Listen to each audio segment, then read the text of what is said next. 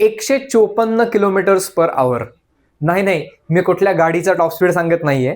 मी सांगतोय अशोक शर्मा जो Gujarat टायटन्सचा fast bowler आहे, त्यांनी टाकलेला IPL 2026चा आतापर्यंतचा फास्टेस्ट बॉल. अशोक शर्मा ह्याची गोष्ट थोडीशी निराळीच आहे.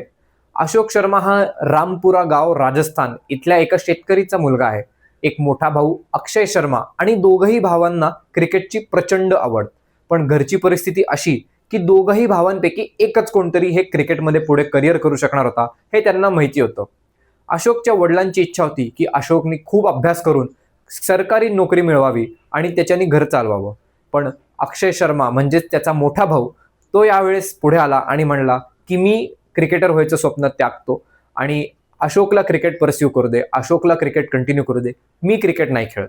हे मोठ्या भावाने बलिदान दिलं आणि अशोक शर्मा हा विवेक यादव यांच्या अकॅडमीत लागला. अकॅडमीत लागल्यावर विवेक यादव यांनी पाहिलं की अशोककडे तर साधे शूज पण नाहीयेत बॉलिंगचे, क्रिकेटिंग गिअर पण नाहीयेत.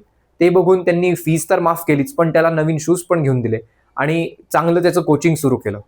2022 मध्ये अशोक शर्मा हा कलकत्ता नाईट रायडर्स मध्ये पिक झाला, पण त्याला एकही मॅच मिळाली नाही.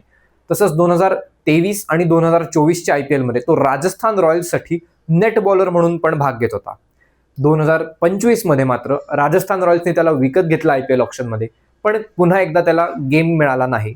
आणि मग सय्यद मुश्ताक अली 2025 मध्ये तो जॉईंट हायेस्ट विकेट टेकर ठरला, जेव्हा त्यांनी 10 मॅचेसमध्ये 22 विकेट्स घेतल्या.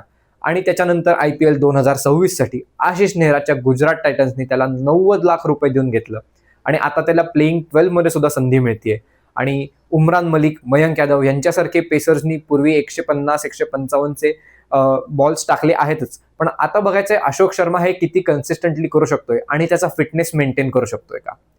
आवडला असेल व्हिडिओ तो लाईक नक्की करा आणि स्पोर्ट्स कट्टाला फॉलो करायला विसरू नका.